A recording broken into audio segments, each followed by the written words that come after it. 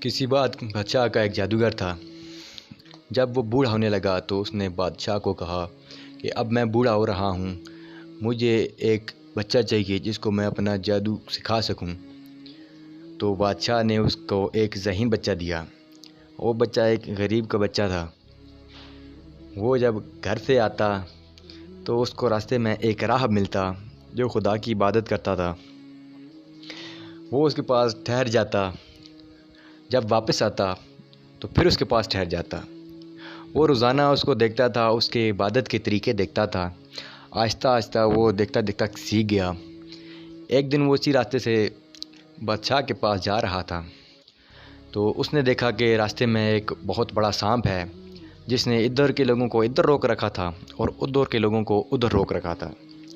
تو اس نے ایک پتھر اٹھایا اور اس نے دل میں کہا، یا رب، اگر تیرا دین اس رب کا دین تجھے پسند ہے تو آج اس سانپ کو اس پتھر سے ہلاک کر دے۔ اس نے پتھر مارا اور وہ سانپ ہلاک ہو گیا۔ وہ بچہ بڑا خوش ہوا اور پکا مسلمان ہو گیا۔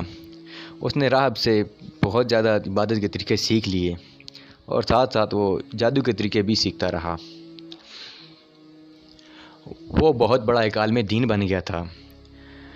لوگ اس کے پاس جاتے تھے، وہ دعا کرتا تھا، ان کو شفا ہو جاتی تھی، اندھوں کی بینائی آ جاتی تھی، لولے لنگڑے ٹھیک ہو جاتے تھے۔ کرتے کرتے یہ بات بادشاہ تک پہنچ گئی۔ بادشاہ نے ایک اندھے کو بھیجا اس کے پاس۔ وہ گیا، اس نے کہا کہ میں آپ کو بہت زیادہ معاوضہ دوں گا، آپ میری بینائی واپس لے دیں۔ تو اس نے کہا کہ میں کچھ نہیں کر سکتا، یہ سب کچھ میرے اللہ کے ہاتھ میں ہے، میں صرف شفاعت کے لیے دعا کر سکتا ہوں۔ اس نے کہا ٹھیک ہے، پھر آپ دعا کر دیں۔ اس بچے نے دعا کی، بندہ ٹھیک ہو گیا۔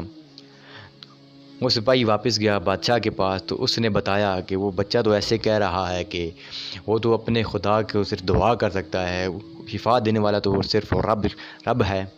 تو بادشاہ نے اس بچے کو بلوا لیا۔ تو اس بچے نے بادشاہ کو بھی بتایا کہ میں صرف دعا کر سکتا ہوں۔ بادشاہ نے کہا کہ تم میرے علاوہ کسی اور کو رب مانتا ہے؟ اس نے کہا ہاں، تیرا اور میرا رب ہے، وہ ہے اللہ کی ذات ہے۔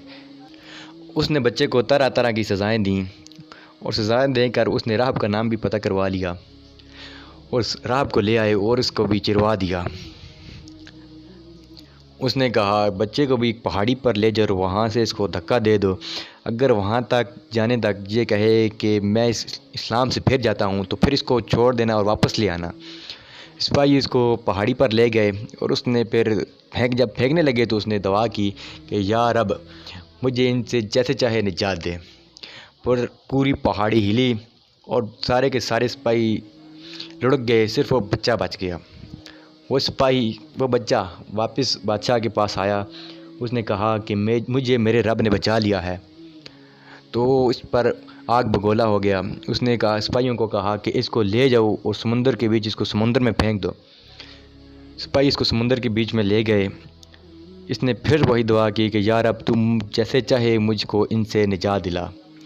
پھر ایک بڑی سی لہر آئی اور ان سب کو پانی میں بہا کے لے گئی، صرف وہ بچہ بچ گیا۔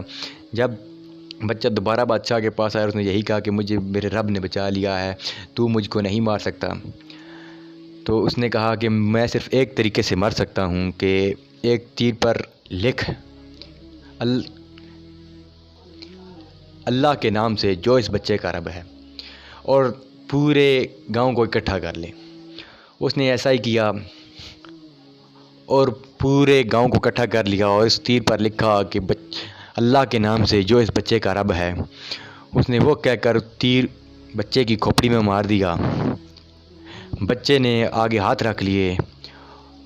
پورے گاؤں نے دیکھا کہ پہلے تو بچہ نہیں مر رہا تھا، پہلے اس کے رب نے اس کو بچا لیا۔ جب اس پر لکھا کہ اللہ کے نام سے جو اس بچے کا رب ہے تو بچے کے کھوپڑی میں تیر لگ گیا۔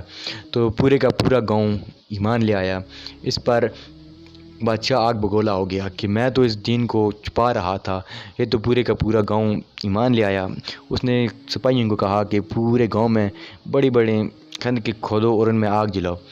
پورے گاؤں میں جو ایمان لے آئے ہیں اور اس سے نہیں پھر رہے ان کو ان میں دھکا دے دو اور باقی جو پھر جائے اس کو چھوڑ دو۔ تو سپاہیوں نے ایسا ہی کیا، وہ جو ایمان سے پھرتا اس کو چھوڑ دیتے، جو ایمان بے قائم رہتا اس کو آگ میں دھکا دے دیتے۔ تو اس پر ایک عورت جس کی گود میں ایک چھوٹا سا بچہ تھا، وہ جب جھچکی تو اللہ تعالیٰ نے اس بچے کو بولنے کی توفیق دی۔ بچے نے کہا، اماں تو کیوں جھچک رہی ہے؟ تو حق پر ہے، صبر کر اور اس آگ میں کود جا۔